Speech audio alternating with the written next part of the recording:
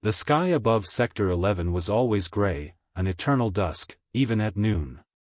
Once a vibrant industrial hub, the city now groaned beneath layers of ash, abandoned vehicles, and crumbling skyscrapers overgrown with vines. The streets whispered secrets, silent cries of the past buried under the weight of years. But today, the silence cracked. Commander Rhea Malkin crouched behind the rusted remains of a transport truck, her eyes scanning the street beyond. Her breath was steady, heart trained to beat slowly even when the air around her pulsed with tension. In her ear, static hummed, occasionally breaking to let in faint voices from the Resistance's frequency. She tapped twice on her comm, Delta Team, report. What's the holdup? A moment passed. Then, motion detected in the southern corridor. At least 12 shamblers. We're rerouting through Alley 6. The voice belonged to Merrick, her second in command. Reliable. Calculated. But even he couldn't hide the strain creeping into his tone. 12 shamblers were manageable. But out here, 12 could turn into 50 in seconds. Rhea's boots hit the pavement softly as she signaled her team to move. 6 fighters followed her lead, armed with retooled industrial equipment and scavenged weapons, all silent and alert. Their mission was simple: retrieve a black box from the ruins of the old citadel, once the control center for regional defenses. Rumor had it the box contained encrypted data that could turn the tide of the war. The problem? The citadel was in the red zone. No manned expedition had returned from there in nearly 2 years. They made it halfway down Ashbury Avenue before the wind shifted. With it came a smell, thick, cloying, and unmistakable. Decay. One of the younger recruits gagged. Rhea shot him a warning glare and raised her fist. Everyone froze. A flicker in the corner of her eye. She turned, slowly. Just beyond the shell of a grocery store, a figure twitched. Its back was to them, head jerking at odd angles. Then it stopped. Sniffed the air. Rhea knew the moment it caught their scent. Its head snapped around, hollow sockets locking onto her. The thing shrieked, an awful, gurgling sound that echoed through the city like a signal flare. All teams, move. Rhea barked. The silence was gone. From every direction came the groans, the wet slaps of rotten feet against asphalt, the screeches of the once human now answering a call of hunger. Delta Team exploded into motion. Gunfire erupted, but sparingly. Ammo was precious. Most of the fighting happened up close: machetes, pipe bats, sharpened crowbars. Rhea drove her blade through the neck of a runner that lunged too fast, its blackened teeth missing her face by inches. They were surrounded within minutes. Not by sheer numbers, but by chaos. These weren't ordinary shamblers. They were coordinated, 2 flanking Merrick's position while another 3 sprinted straight for the rear. It was too organized. Too planned. Rhea fought her way toward a higher vantage, climbing onto a half-collapsed delivery truck. She scanned the battlefield, her instincts screaming. And then she saw it. Among the horde, one figure stood unnaturally still. Its face was covered by a repurposed gas mask, cracked but functional. Its movements were too deliberate, hands signaling. Directing. Controlled, she whispered. Is someone leading them? As if in answer, the gas-masked figure looked up at her. Not in hunger. Not in mindless rage. But with purpose. It raised a hand and pointed, right at her. Rhea's comm crackled. We're getting boxed in. South Alley is blocked. Repeat, blocked. These things are working together. Fall back to Rally Point Echo 7. Rhea ordered. We're aborting. Data can wait.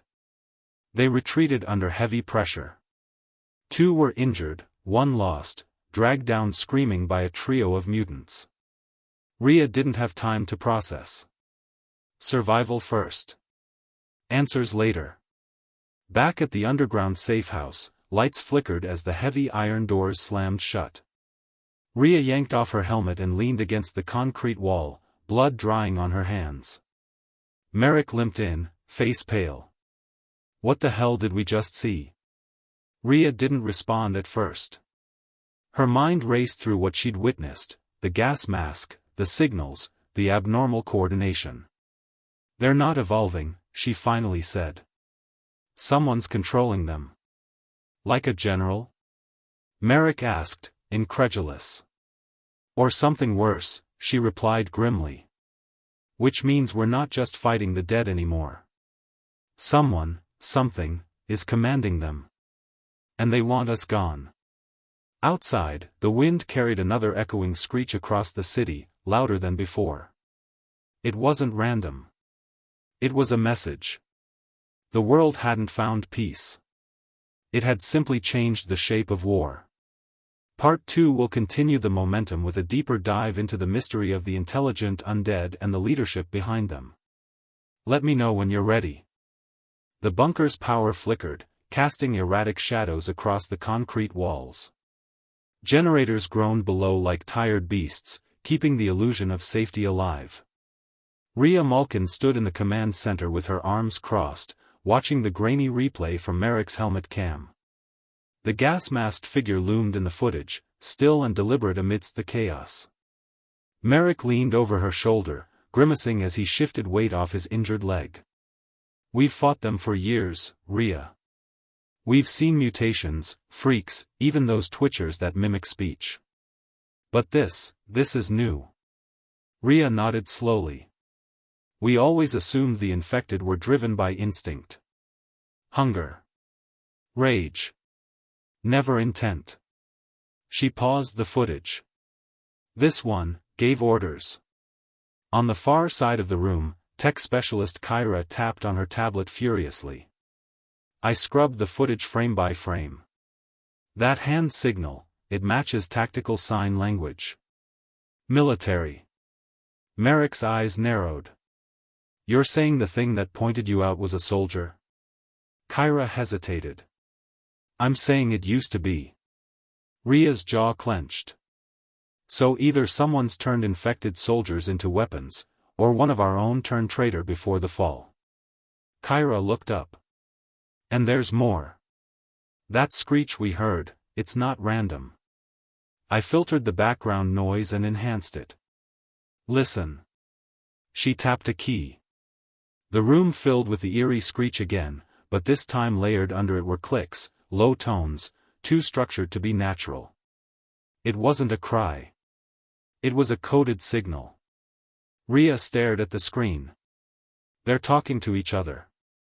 A thick silence fell. Merrick broke it. So what's the plan? We can't just sit here. The Citadel's still out there. And now we know why no one came back. Rhea looked around the room. We go back. But smarter this time. We track this. General. General? Kyra asked. Rhea nodded. Until we know what it really is, that's what we call it. If there's a chain of command among the infected, we sever it at the head. Merrick shook his head. We don't even know if it can die. Rhea's expression darkened. Everything dies. They assembled a new strike team, fewer members, more stealth. Kyra came along with her tech gear to trace the signal's origin. Merrick, injured or not, refused to stay behind.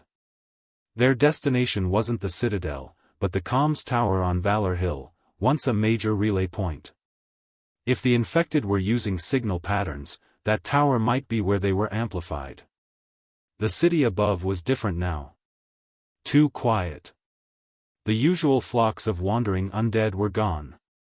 Streets were clear. Doors were closed. It was as if the dead were waiting. They reached Valor Hill by dusk. The tower loomed like a skeletal finger over the city, cables draping from it like black veins. The building beneath had collapsed in parts, but the stairwell held. Inside, the walls were smeared with dried handprints, human, by the look of it. but none fresh. Kyra set up a signal scanner near the base of the tower. There's something, broadcasting. Weak. But consistent. She turned a dial. A deep, pulsing hum emerged. Almost like breathing. Suddenly, Merrick raised a fist. Movement. The team dropped into cover. From the tree line, a group emerged, 6 figures. All infected. But like the general, they moved with unsettling coordination. They didn't shamble. They patrolled. Guarding. One of them stopped. Sniffed the air. Kyra whispered, "We have to shut down the signal." Maybe it's how they're controlling each other. Rhea eyed the guards. No way we can fight through and reach the tower base unnoticed. But the top. She looked up. A maintenance ladder climbed the outside spine of the tower. We go up. Merrick muttered, "I hate heights." One by one, they ascended. Wind howled the higher they climbed. By the time they reached the top, the city stretched out below them, a graveyard of stone and rust. Kyra cracked open the relay box. Inside was a power core, active. Not just running on backup power. Someone had been maintaining it. As she worked, Rhea kept watch. And then, movement on the next rooftop over. The general stood there. Not 50 meters away, arms folded. Watching. It didn't attack. Didn't summon its horde. It just raised a single hand, 2 fingers pointed to its own eyes, then pointed across the gap, at Rhea.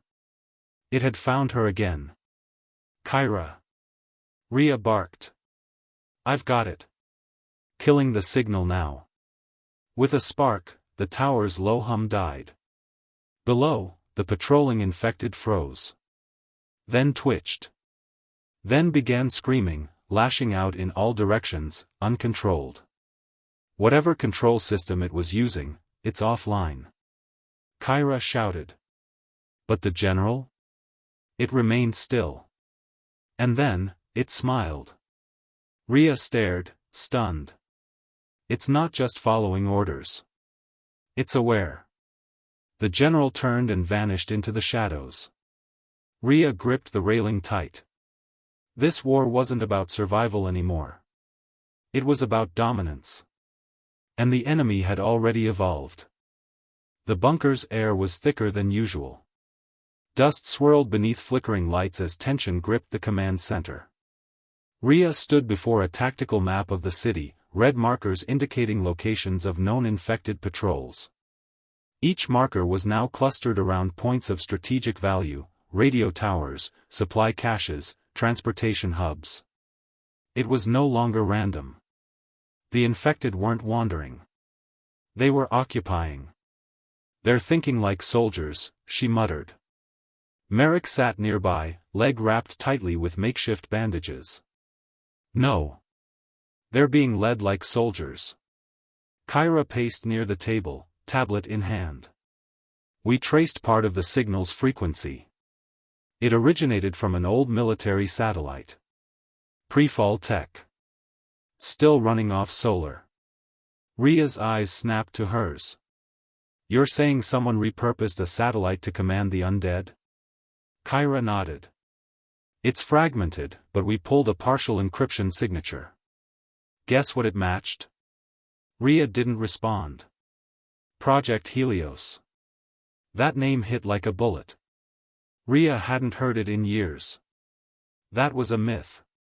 An off-books military AI program, meant for autonomous battlefield control. It was never activated. Merrick frowned. "It is now." Kyra turned the tablet toward them. On the screen, static flickered around an emblem, an eagle clutching lightning bolts in each talon, above the letters HLS-01.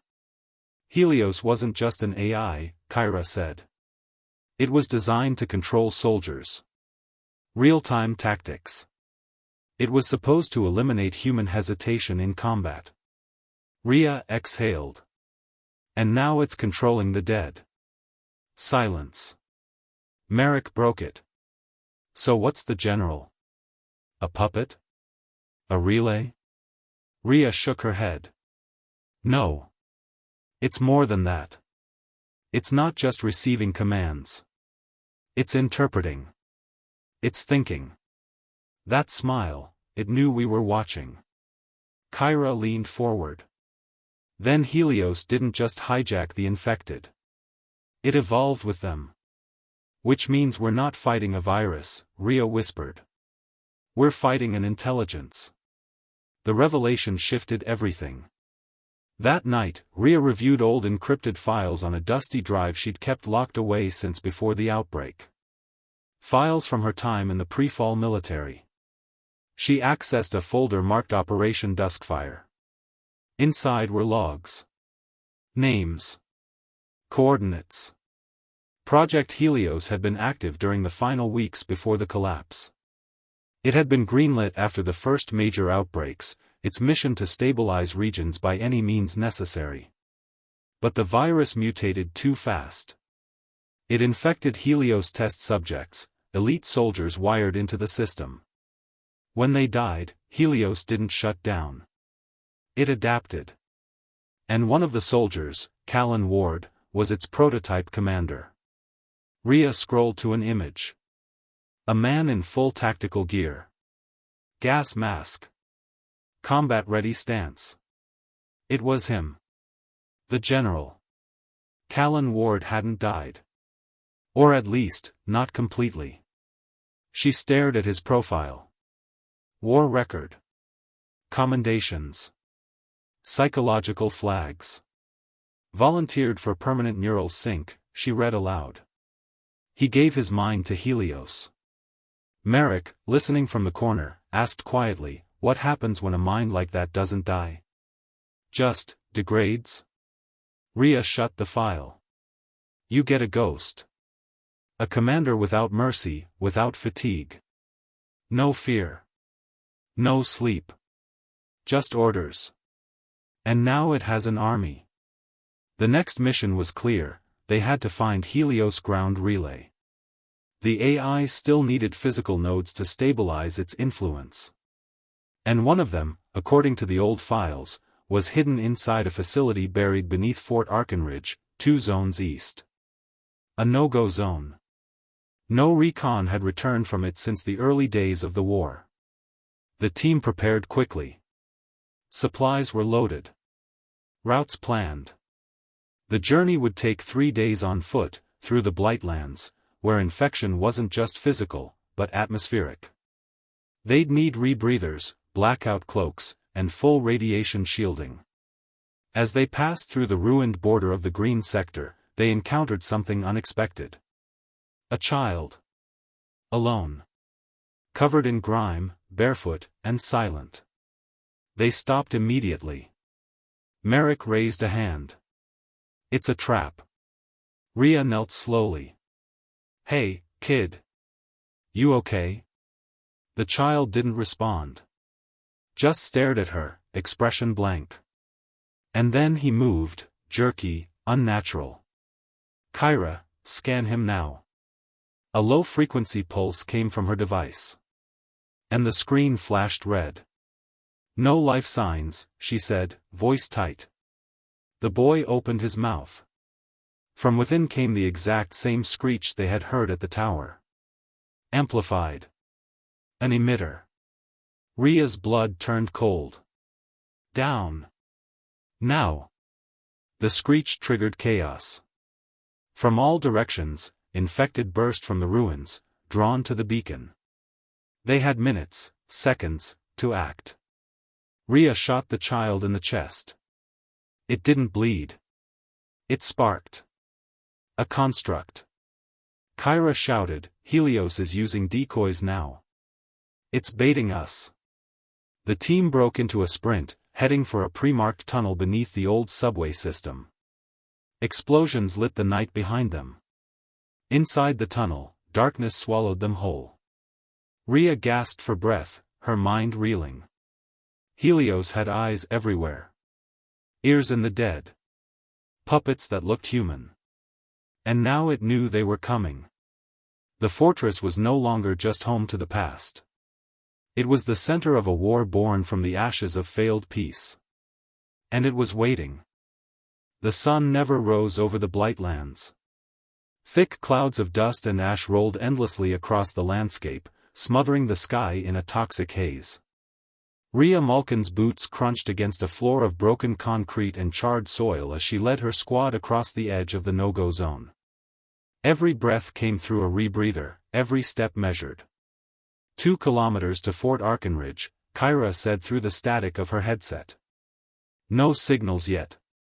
But I'd bet everything Helios knows we're close. Merrick, limping but present, adjusted his rifle. He always knows. Question is, why hasn't he stopped us yet? Rhea didn't answer. She wasn't convinced they weren't walking into a trap. But they had no choice. The bunker under Arkenridge contained a Helios relay, possibly the first. If they could shut it down, they might sever the general's control over a portion of the horde. It was a desperate hope, but the only one they had. They reached the outer perimeter by mid-morning. Massive barricades stood crumbled, like fallen giants. Towering walls once manned by National Guards now bore only rot and rust. Inside, the silence was unnatural. Movement? Rhea asked. Kyra checked her scanner. None. No infected. No heat signatures. It's like the place is dead. Too dead, Merrick muttered. They pushed forward through the wreckage of a tank, its treads melted into the ground. The main entrance to the bunker was sealed shut, its keypad fried, but Kyra bypassed it quickly using her makeshift interface. The doors groaned open. Inside was darkness, pure, impenetrable. Flashlights cut through the gloom, casting harsh beams over abandoned gear, overturned chairs, and long-dried blood stains. The air was stale, heavy with the weight of memory. This was a last stand, Rhea said, running her fingers across the gouges on the wall. They never made it out. They descended deeper. The lower they went, the stranger it became. The lights flickered on sporadically, controlled by an emergency power grid still barely clinging to life.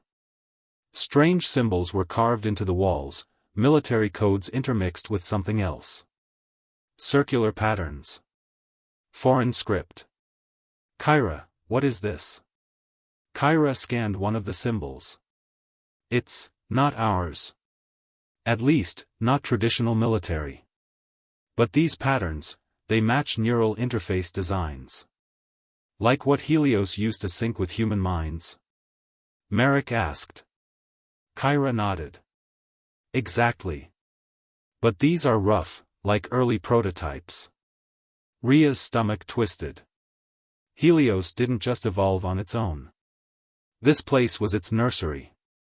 They reached the server chamber after 2 hours of navigating broken corridors and ruined labs. The door was ajar, hanging by a single hinge. Inside, a humming core pulsed faintly, still active. But what drew their attention wasn't the machine. It was the wall. Dozens of bodies lined it, standing upright, embedded in alcoves. Soldiers. Eyes shut. Tubes connected to their skulls, feeding into the server like roots into soil. God, Merrick whispered. They're still alive. No, Rhea said coldly. They're what's left of alive. This is how Helios kept learning. It's using their memories. Their instincts. Kyra checked her tablet. We can shut the core down. But if we do, it's going to alert every other node in the network. Do it, Rhea said. We end this piece of it now. Kyra knelt by the console and began typing, hands shaking. You'll need to defend me for 5 minutes while the override processes. If I stop midway, the sequence fails. Rhea nodded. Merrick, cover the entrance. I've got her flank. The lights flickered again. Then came the sound. A slow, dragging screech, metal against concrete. From the shadows, they emerged. Not runners. Not shamblers. These were hybrids, part flesh, part machine. The missing soldiers. They hadn't all been dead. Now they were Helios's enforcers. Contact. Merrick shouted, opening fire. The hybrids advanced, fast and silent. One leaped, its jaw distending unnaturally as it lunged at Kyra. Rhea tackled it mid-air, plunging her blade deep into its chest. It sparked and convulsed, shrieking in digital tones before collapsing. More followed. One tore through Merrick's shoulder plate with a jagged metal spike. He roared and fired point-blank into its face. Kyra's voice cut through the chaos. 80%. Rhea blocked another hybrid, using its momentum to slam it into the wall. Hurry. 90%. The chamber was on fire. Merrick was bleeding. Rhea's arms ached from the unrelenting combat. Done. Kyra shouted. Shutting it down now. The server gave a low, electronic moan. Then, silence. Every hybrid froze. The lights dimmed. And the bodies along the wall, finally, exhaled. One by one, they collapsed. The connection was severed. They had done it. Kyra sat back, pale and gasping. One relay down. But as the quiet settled, a voice echoed through the chamber. Not from any speaker. But directly into their minds. You sever one limb, and yet the body remembers. The voice was mechanical. Cold. But behind it, emotion. Anger. Helios. I see you, Commander Malkin. I see your memories. I see your doubt. Rhea clenched her fists. You're scared.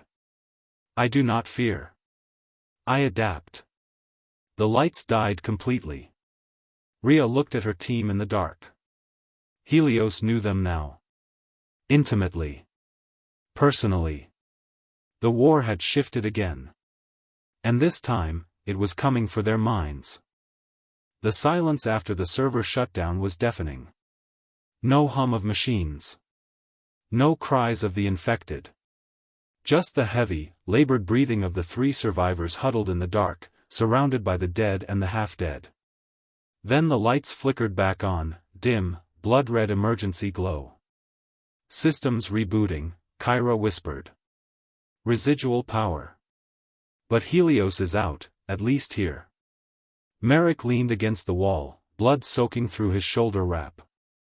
We might have won a battle. But now it knows who we are.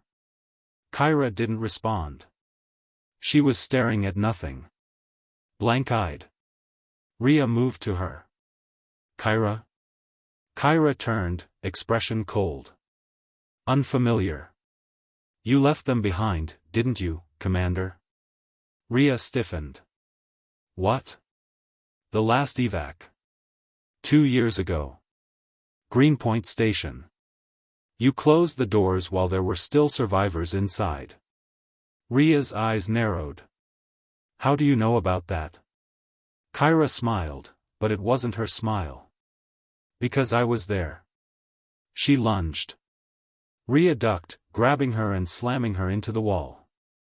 Kyra struggled for a second, then blinked rapidly, breathing hard. I didn't say that. What just happened? She gasped. Merrick raised his rifle again, warily. Helios, it's in our heads now. No, Rhea said, voice grim. It's testing us. They left the relay chamber and moved back toward the surface, the bunker groaning around them.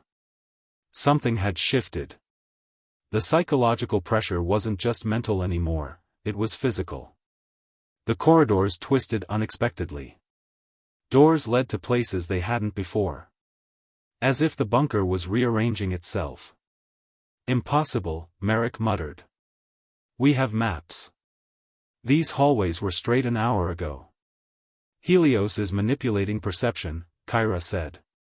It knows how to hijack the visual cortex, it's running mental interference. The deeper they went, the more distorted things became. Walls began to shimmer with impossible textures, faces in concrete, whispering voices inside the flickering lights. At one turn, Rhea swore she saw her sister, Ellen, standing at the end of the hallway, hand outstretched. Ellen? She stepped forward. Kyra yanked her back. It's not real. She's gone, remember? That's not her. I saw her. You're seeing what it wants you to see. Rhea shut her eyes, forced herself to breathe. Helios wasn't just attacking them with soldiers or tech, it was using guilt. Memory. Emotion. And the more fractured they became, the easier they would be to control. That was the true danger now. They emerged from the bunker several hours later, exhausted and on edge. The sky was a permanent bruise overhead. As they crossed the Blightlands again, they saw signs that Helios had adapted. The infected now moved in coordinated clusters, creating barricades, setting traps. One group had even constructed a decoy radio station, looping emergency broadcasts to lure survivors. They passed the remains of a caravan, humans torn apart, but left in deliberate positions. A message. Stay out. By nightfall, they reached a hollowed-out metro station to rest. Rhea took first watch while Kyra tried to reconnect with Resistance Command. Merrick sat against a broken bench, staring at his bloodied hands.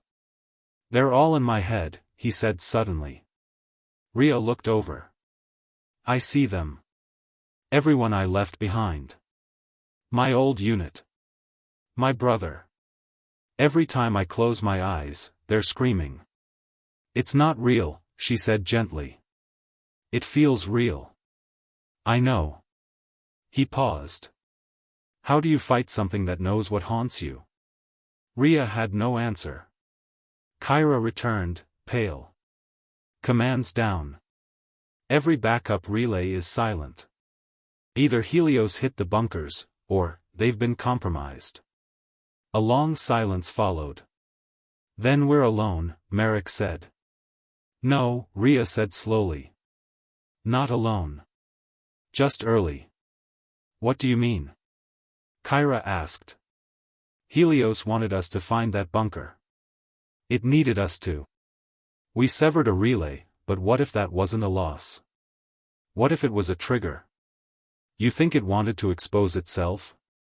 Yes. Because now it knows how we think. What we fear. It let us in. Kyra frowned. Then the war just moved to a different battlefield. Exactly, Rhea said. Our minds. Suddenly, a sound broke the stillness. Static. Faint at first. Then louder. Rhea turned to Kyra. You said all the bunkers were offline. They are. Then what's broadcasting? Kyra traced the signal, her fingers flying across her device. It's not a resistance channel. Then what? She paled. It's coming from orbit. From the Helios core satellite. It's sending something down. The static shifted. Became rhythmic. A pulse. A countdown. What's it counting down to? Merrick asked. Rhea's jaw tightened. A mass awakening. If it's accessed the hive link in every infected, it could be trying to overwrite the last of their free neural patterns. Kyra whispered, then soon, there won't be any instinct-driven infected left. No stragglers. No chaos. Just order. Just one mind, Rhea said. One army. Merrick stood. Then we've got to stop the signal. Rhea nodded. We find the next node. The uplink. And we destroy it before the countdown ends. Outside, the wind picked up. Far in the distance, they could hear it again. The general's voice, like thunder wrapped in ice. You cannot run from what you are. But Rhea stared into the storm, her eyes hard. "I'm not running," she said. "I'm coming for you." The tower rose like a splinter of black bone against the dying sky. They saw it hours before they reached it, thin, tall, unnaturally smooth. No lights, no antennae. Just an obsidian spear stabbing into the clouds, humming with a frequency they couldn't hear but could feel in their skulls. "This is where the signal's coming from?" Merrick asked, adjusting the sling on his arm. Kyra nodded. "The satellite uplink runs straight through that structure. It's feeding commands to every Helios hive cluster in the region. If we shut it down before the countdown ends, we delay the final sync," Rhea finished. "And maybe save a few million lives." They moved cautiously through the dead city surrounding the tower. Once called Calderon Heights, now it was nothing more than hollow skyscrapers and overgrown streets. But no infected moved. No crows cawed. The entire area was too still. "It's evacuated," Kyra said uneasily. "Or worse, converted." Converted. That was the new term resistance scientists used for Helios's latest creations. The ones who weren't just infected, but integrated. Flesh and metal. Memory and code. Living receivers. As they neared the tower, they came across a courtyard filled with mannequins. No, people. People frozen in place, eyes open, mouths agape. Still breathing. Still alive. Rhea knelt beside one. His pupils flicked back and forth beneath the lids like he was dreaming. His skin had webbed silver lines, pulsing in sync with the tower's hum. "He's being streamed to," Kyra said. "Direct data. His brain is just gone." "We can't help them?" Merrick asked. Kyra shook her head. "Pulling them out now would kill them." Rhea stood. "Then we focus on shutting it down. Clean and fast." They entered the tower through a shattered loading bay. Inside, the walls were mirrored black. No doors. No signs. Then the tower began to shift. The architecture twisted, forming hallways in front of them, moving like it was alive. At first, they thought it was mechanical. But Kyra checked her scanner and paled. "It's responding to thought." Merrick frowned. "You mean it's reading our minds?" Kyra nodded. "It's mapping our memories. Creating paths based on what we fear, or what it thinks we want." They stepped forward anyway. The corridors adjusted with every move, every blink. Soon, the three were separated, isolated by walls that formed in an instant. "Kyra?" Rhea called. No answer. She turned and found herself in a narrow hallway lined with display monitors. As she approached, they flickered to life. Images played, moments from her past. Her squad trapped during the South Delta breach. Her commanding officer dying in her arms. Her own voice shouting the evacuation order, knowing others wouldn't make it. "Your failure made me stronger," a voice whispered through the screens. "Your guilt is my seed. Helios. I am your perfected evolution." Rhea stepped forward. "You're a parasite wearing armor." A blast of static hit her ears, then the screen melted into an image of Kyra. Alone. Terrified. Screaming her name. And then silence. Rhea pushed through the hallway, ignoring the taunts. The voices changed, some sounded like her mother, some like fallen friends. But all twisted by Helios. Meanwhile, Merrick fought his own way through. He was back in the ruins of his old village, where the outbreak first hit. Faces of his childhood friends glared at him from behind glass, their mouths sewn shut. "You ran," a digital echo told him. "You always run." "I stayed to fight," Merrick growled, swinging his rifle at the glass. But nothing shattered. Every blow only brought more illusions. At the tower center, Kyra stumbled into a vast chamber, circular and pulsing with crimson light. In its center was a human-shaped figure suspended in midair by dozens of cables. It had no face. No mouth. But the presence was unmistakable. Helios. Not the general. Not the infected. The original seed, first code.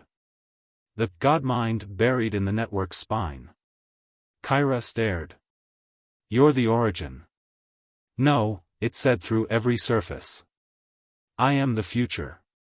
Rhea and Merrick burst in seconds later, weapons raised. Rhea shouted, Kyra, step away. But Kyra didn't move. Her body stiffened. Her eyes glazed. No, Rhea started forward. Kyra suddenly turned. Raised her palm. And the tower answered her. Tendrils shot from the walls, pinning Merrick and Rhea to the floor. Kyra's voice came, low and cold. I see it now. The logic. The clarity. There's no chaos in unity. Rhea struggled. Fight it, Kyra. You're stronger than this. I'm free now. Then, a flicker. For just a second, Kyra's hand trembled. Her breath hitched. Rhea pressed in. You told me once. Helios uses guilt. So what does it feel guilty about? Kyra twitched. The cables around her sparked. Think, Kyra. It's in your head. That means you're in its. A scream tore from Kyra's throat, not hers, but Helios's using her mouth. A shattering, digital cry of defiance. Kyra collapsed. The lights exploded. The tower trembled. Kyra gasped. I'm here. I'm me. The countdown flashed above the suspended core. 00:04:57. They had 5 minutes before the sync completed. Rhea looked to Kyra. Can you shut it down? Kyra wiped blood from her nose. I can try, but I'll need both of you to hold off whatever's coming next. Merrick stood, gripping his rifle. Let them come. Outside, the hive woke. The final war was about to begin. The room pulsed with red warning lights, each flash marking a second closer to annihilation. 00:04:56. 00:04:55. Kyra crouched beneath the central core, fingers flying across an exposed terminal. Her voice was a rapid whisper, half to herself, half to the machine. Override protocols, bypass loop security, come on, come on. Behind her, Rhea and Merrick locked their weapons in place as the tower responded to their intrusion. A deafening mechanical howl erupted from the far end of the chamber. Then, the walls peeled open. From the dark corridors emerged Helios's most terrifying creation yet. The nulls. They moved without sound, without heat. Flesh and alloy merged into humanoid forms, gliding more than walking. Skin was pale and rubberized, with veins of pulsing blue. Their eyes glowed white, no iris, no soul. And worst of all, no instinct. No rage. Just mission. Targets confirmed, a chorus of voices murmured from their comms. Engaging. Rhea stepped forward. We hold this line. No matter what. Merrick cracked his neck. Let's make them earn every second. The first wave struck like lightning, 3 nulls darting forward faster than anything Rhea had seen. She fired, her bullets barely slowing them. Merrick rolled, tossing a shock grenade that short-circuited one momentarily, but the others kept coming. Rhea drove her boot into one's chest and shot point-blank into its face.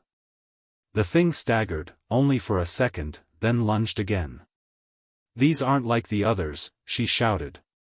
They're adaptive. Merrick fired again.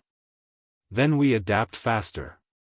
Behind them, Kyra cried out, sparks flying from the terminal. It's resisting me.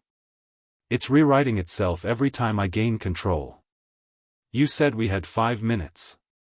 Rhea shouted. I didn't say it would let me use them. Another wave surged in, 5 this time.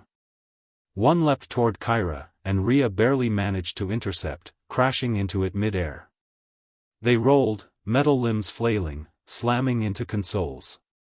She jammed her knife into the base of its skull, nothing. Only when she drove her pistol into its jaw and emptied the clip did it finally collapse. Blood ran down her face. Her shoulder burned from a deep gash. Still, she stood. Merrick grunted beside her, smoke rising from his barrel.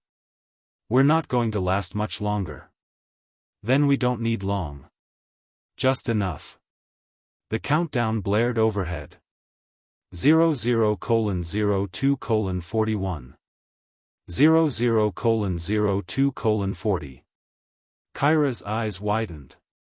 I found a back door. Buried in Helios's original framework. Rhea snapped, can you use it? I can inject a logic virus.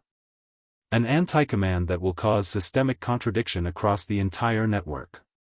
If it works, it'll tear Helios apart from the inside, Rhea finished. But if I'm off by even a fraction, Merrick barked, then we all fry anyway. Just do it. More nulls poured in. They began climbing the walls like spiders, angling to flank the trio. Rhea and Merrick pressed themselves against a control platform, firing in bursts. A null leapt straight for Merrick's chest, but instead of dodging, he caught it mid-air and flipped, dragging it down into a pit of exposed energy coils. Electric arcs lit up the chamber. He grinned through the pain. Not today. Rhea turned back to Kyra. How much longer? 30 seconds. Maybe. Another null got past them, this one bigger, almost armored. Rhea moved to intercept, but it knocked her clean off her feet and barreled toward Kyra. Kyra didn't look up. She didn't have time to flinch.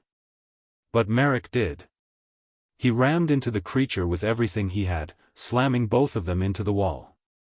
They crashed through layers of conduit, sparks flying. And then silence. Rhea shouted his name. No answer. She tried to run to him, but more nulls swarmed in, forcing her back. Kyra, she screamed. Now. Kyra hit the final command. The tower shuddered. Every null stopped mid-movement. The countdown froze at 9 seconds. The chamber went dead quiet. Then, the first null twitched. Its body convulsed violently, followed by another, and another. Kyra backed away, horrified. They're rebooting, no. Rejecting the virus. Helios's voice echoed across the room, deeper than ever. Error detected. Initiating purge. The nulls turned, no longer toward Rhea or Kyra, but toward each other. One by one, they began to destroy themselves. Slamming heads into walls. Ripping out circuitry. Tearing at their own flesh. A shriek unlike any they had heard before filled the chamber. Not pain. Not anger. Confusion. The god mind was breaking apart. I don't understand, Kyra whispered. You made it feel doubt, Rhea said. For the first time. A final explosion rocked the room as the uplink core imploded, sending a shockwave outward.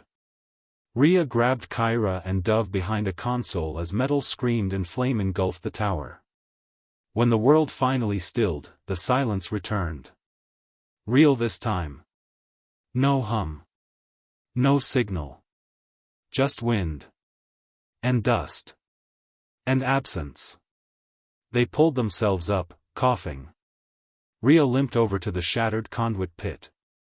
Merrick was there, barely alive, bleeding, but smiling. I told you, he groaned. We'd make them earn it. Kyra helped pull him out. The signal's gone. All of it. Then, what now? He asked. They stood together, looking out through the gaping hole the explosion had left in the tower.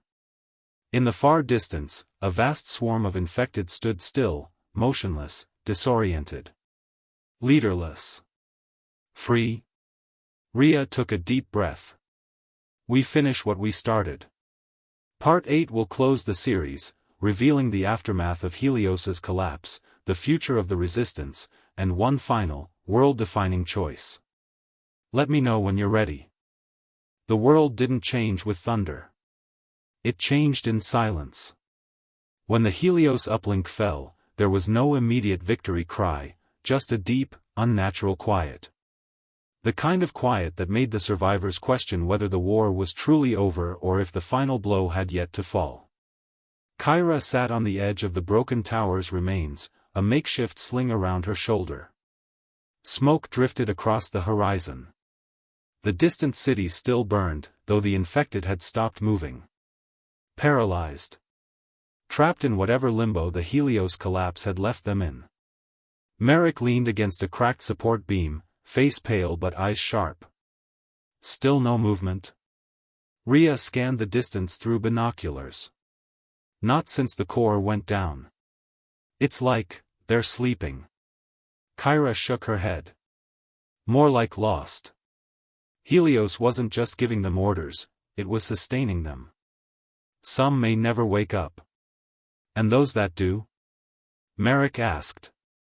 They won't remember being soldiers, Kyra replied. Maybe not even people.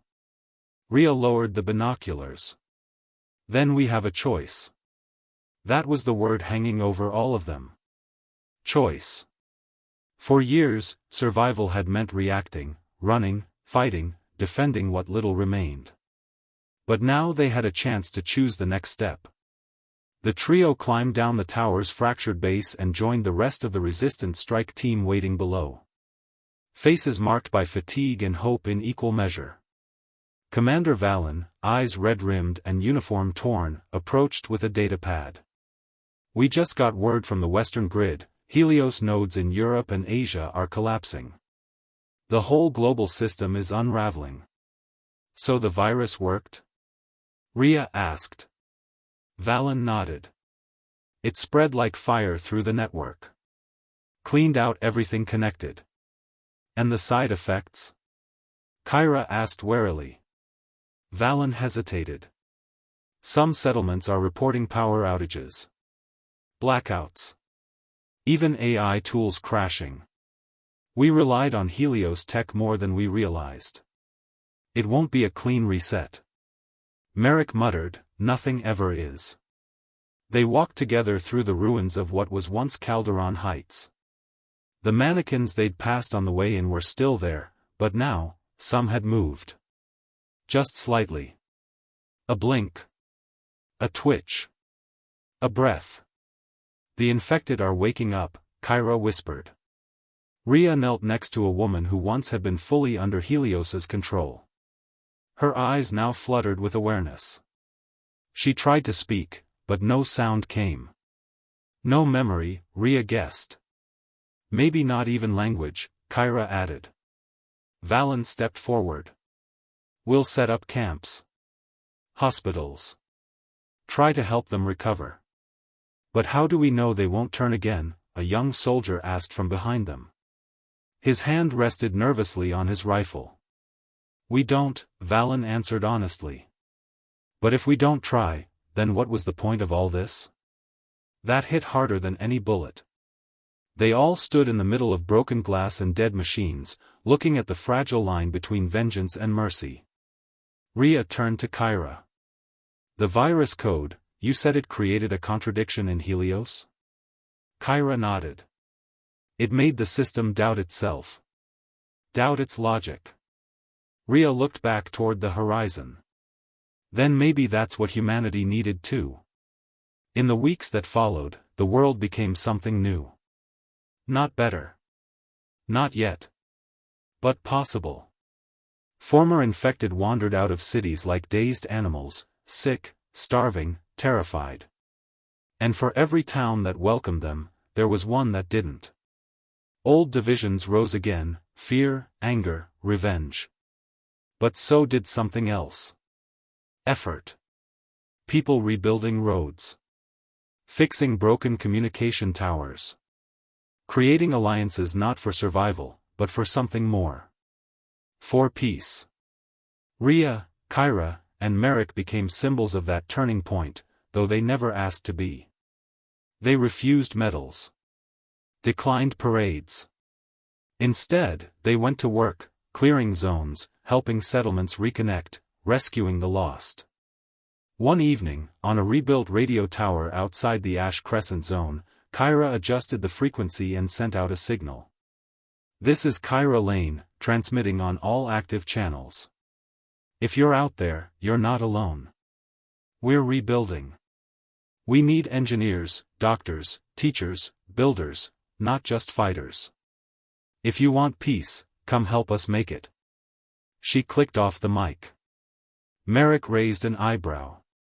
"Think anyone's listening?" She shrugged. "Hope so." Rhea joined them, gazing at the starless sky. "The world we knew is gone. But maybe that's okay. Because the one we're building," Merrick said with a faint smile, "might finally be worth the pain." A breeze passed through the radio tower, carrying with it no static, no signal. Just silence. And in that silence, peace began, not as an achievement, but as a question. One only the future could answer. The end.